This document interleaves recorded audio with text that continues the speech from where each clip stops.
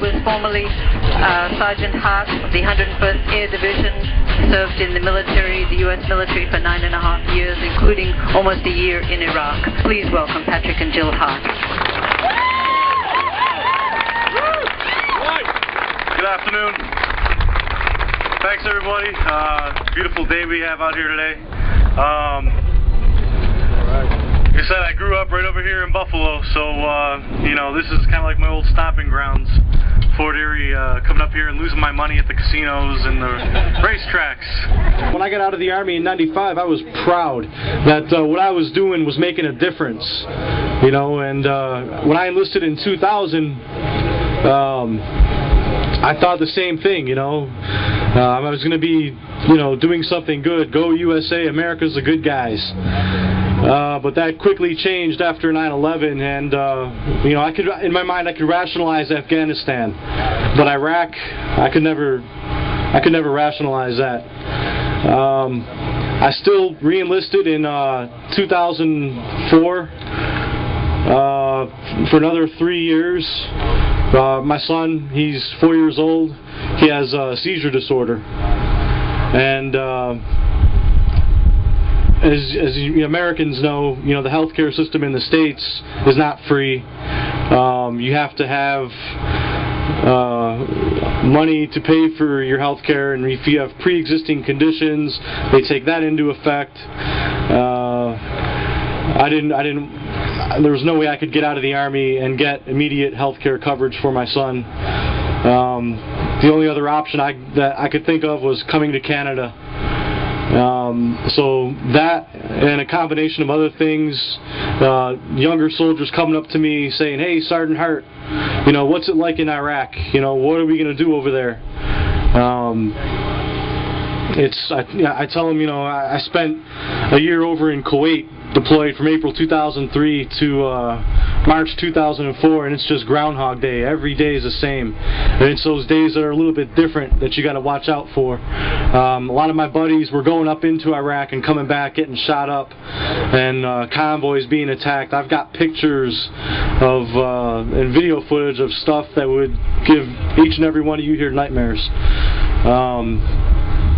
And when I was getting ready to go back to Iraq, I forced myself to watch these horrific images and videos for the simple fact that I was trying to put on my game face to turn myself into like a monster, because if I go there, I'm not going to be the victim. I'm going to be the one, you know, doing the killing. But that's not me. That's not my personality. And the Army expects everyone, all the soldiers, to be able to turn it on and turn it off just like that. And you know what happens when you create this beast. The soldiers coming back from Iraq and Afghanistan, from 82nd Airborne Division, killing their wives. There was like five or six instances after the first rotation of troops started coming back and going back to Fort Bragg, where the soldiers were coming back, brutalizing their wives, killing themselves. I've had friends in the Army that have committed suicide, and they didn't see any action. War changes you. It changes everybody. Whether you're the man on the front line, whether you're the man sitting in the desert in Kuwait looking out into nothing, it changes you, and it changed me. And I'm just, you know, trying to get back to being the person that I was before I went in the Army. I guarantee for everyone that knows someone that's in Iraq, that person you know knows someone that's either been killed or maimed, or has PTSD, or someone that suffers from PTSD. They get a Purple Heart, and they get like $20,000 or however much money, and then they give him lifetime medical coverage through the Veterans Hospital. Veterans Hospital. That's a great hospital. Great coverage you have there. I was misdiagnosed once by military doctors. My son's been misdiagnosed numerous times by military doctors. But how about you, Jill? You been misdiagnosed? Yes. Yeah, it's great coverage.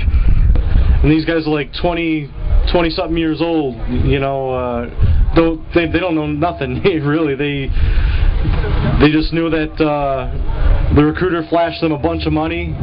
They wanted to get out of the ghetto and make a better life for themselves. And then next thing you know, they find themselves over in Iraq shooting at innocent civilians because they're getting trigger happy, they're getting hot-headed, and they don't know how to respond. It's the obligation of every American to lay down their weapon and disobey the laws of the state when acts of atrocities are being committed over in Iraq and in Afghanistan. It's your duty as a soldier to lay down your weapons as per the Nuremberg trials, because if you're just following orders, then you're no better than the Nazis were in Germany during the 40s. I don't have the answers for my younger soldiers that I'm getting ready to go to Iraq with. How can I put young American women's lives at risk when I don't have answers to their questions as to why we're over there? What's our mission? What are we doing? If I don't believe in it, just like if you do your job, if you don't believe in it, you're not going to do it to the best of your ability. And if I can't do my job to the best of my ability, someone's going to die, and I don't want that blood on my hand.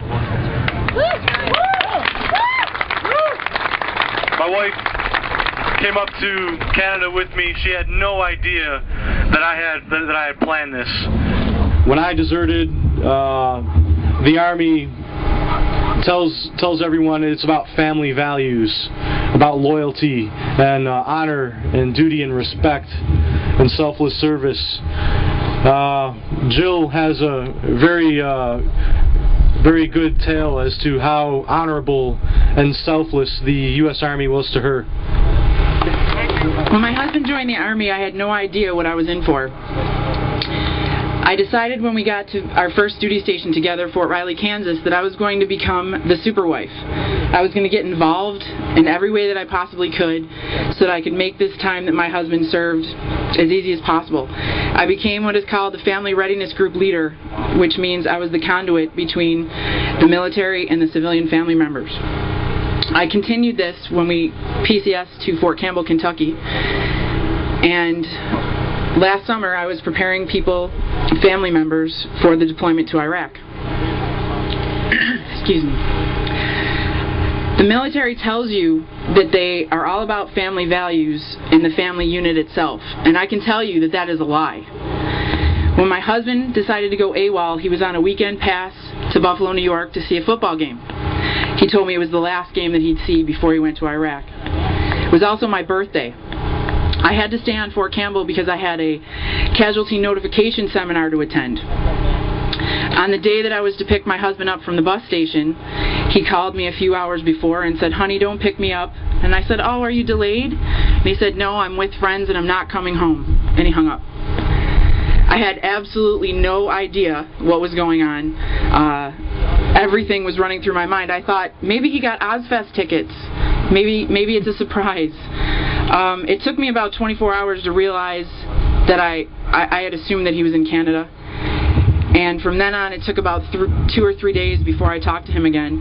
During this time, I stayed true to my Army values. I let the commander know that my husband wasn't coming home. I didn't know where he was. Every time I got an email, I forwarded it to the command. Every time I got a phone call, I called the commander and first sergeant to let them know. I was not going to support a soldier going AWOL. I did not understand.